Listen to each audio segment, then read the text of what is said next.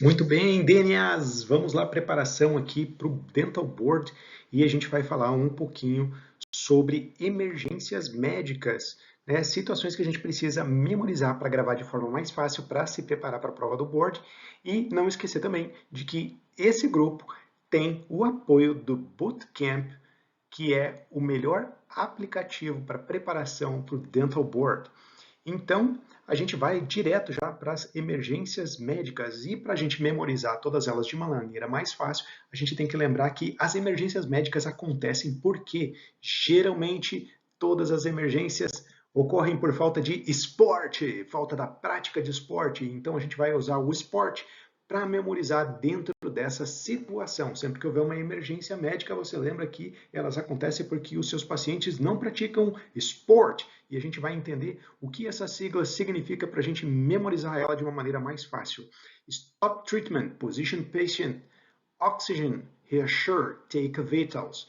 Então, sempre que houver uma emergência médica em seu consultório, você realiza o SPORT, que é pare de atender, posicione o paciente numa posição mais apropriada, dê oxigênio para o paciente, tranquilize o paciente, domine a situação e tome os sinais vitais do seu paciente. Então, esses são os passos frente a uma situação de emergência. E a emergência mais comum que ocorre nos consultórios é a síncope, aquele momento em que o paciente pode passar mal e ter uma tontura súbita. Ela pode acontecer a síncope vasovagal, que é a mais comum de todas dentro dos consultórios, por medo de algumas situações que podem ocorrer durante o seu atendimento, principalmente durante a etapa de anestesia. O medo de agulha é um dos principais fatores que levam à síncope.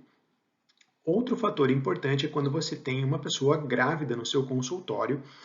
Para que não haja problemas, você tem que reposicionar, e isso acontece porque a gente tem que lembrar qual é o lado que a gente deve colocar a paciente para que ela não tenha aí tonturas e comprometimentos aí com essa situação, né? Com esse risco a mais na paciente, uma vez que ela está com um bebê dentro da barriga, muitas vezes o bebê já está numa fase maiorzinha, no período que a gente está fazendo o atendimento, que é o segundo trimestre de gestação, ele já tem um peso e pode acontecer de comprimir a veia cava, né? Então a gente precisa colocar a paciente deitadinha de lado. Mas para que lado que a gente deita a paciente? Então, para não esquecer mais, lembra de quem não gostava de bebês, quem não queria bebês, era a esquerda. Então a gente usa esse momento político para dizer que a esquerda não gostava de bebês, então a gente vira a grávida com a barriguinha virada para a esquerda,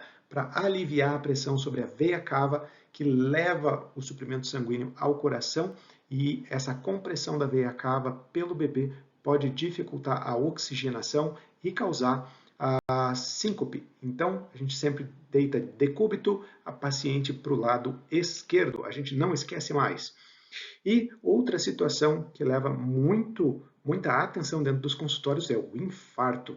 Então, essa é uma das piores coisas que podem acontecer e a gente tem que lembrar sempre que, como é coisa ruim, vem da esquerda. Então, o responsável pelo infarto é a artéria descendente coronária esquerda. Então, sempre que houver uma pergunta relativa aí ao quem obstrui, qual artéria que obstruída pode causar um infarto, é a artéria descendente coronária esquerda. Então, não esquece mais. E o que fazer frente a uma emergência?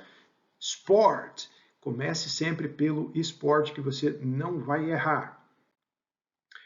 Depois do esporte, você tem que chamar a Mona.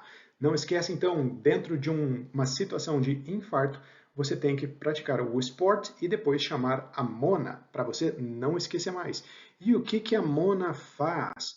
A Mona é uma continuação do esporte, onde você vai aplicar, antes do oxigênio, a morfina, oxigênio, nitroglicerina sublingual, aspirina e chamar 911. Então você não esquece mais, diante de um infarto, você faz o esporte e chama a Mona. Não erra mais essa questão na prova.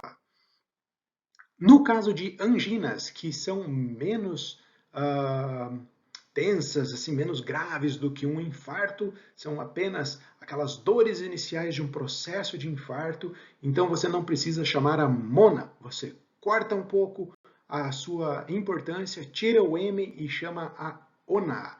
Então, diante de uma angina, você não precisa dar a morfina, você dá o oxigênio, a nitroglicerina e aspirina, e aí chama 911. E a forma de administrar a nitroglicerina, você dá uma nitroglicerina de 0,4 mg uma vez, aguarda 5 minutos, verifica o paciente. Se ele não teve melhoras, você administra mais uma nitroglicerina e aguarda mais 5 minutos. E aí sim, se não teve respostas, dê a terceira dose de nitroglicerina de 0,4 mg e uma aspirina e chame 911. Então, na angina, você dá 3 vezes a tentativa da nitroglicerina, da aspirina e chama 911. Então, não erra mais, tira o M do mona, chama a ona e dá 3 vezes a nitroglicerina com a aspirina no final e chama 911. Não erra mais. E quando tem um caso de asma, albuterol. Então, asma começa com um A grandão, é uma situação onde você tem aquele squeeze na respiração. Então, você tem asma, albuterol, dá 2 sprayzadas de albuterol e resolve essa emergência. E no stroke, que é o acidente vascular cerebral, a gente tem 2 formas, então a TIA cava. A TIA é a forma onde você tem os efeitos menos intensos dentro de um incidente vascular cerebral, e o CVA é o acidente vascular cerebral propriamente dito, aquele grave. Diante de uma dessas situações, você tem que agir rápido. Então, be fast. O que significa be fast? Você vai avaliar os sintomas do paciente, que é a tontura, a perda do balanço, a perda da coordenação do paciente, os olhos, né? Você tem a perda da visão, né? Dificuldades aí de manter o rosto começa a dar uma entortada, os braços perdem a força, não consegue mais apertar as mãos, você vai dar um aperto de mão, ela não consegue apertar a sua mão, a fala fica com dificuldade, fica uma coisa grossa, parece que o paciente está todo anestesiado, então não perde tempo, liga 911. Então, no stroke, be fast. Isso é o mais importante. E no choque anafilático, quando você vê o seu paciente inchando, você toma um susto e você faz aí o seu grito de susto e choque anafilático, A-E-I-O-U. A gente troca o U pelo U, porque a gente está falando em inglês, então A-E-I-O-U. Então você não esquece mais. E o que significa isso?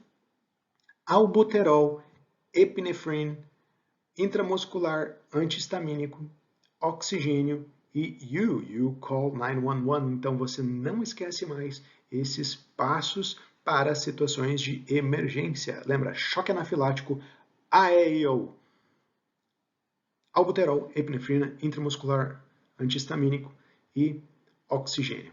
Call 911 depois de tudo isso, ok? Então, esse é o recado que tem para dar agora. Espero que você tenha aproveitado. Memorize, grave para o que vai cair na prova.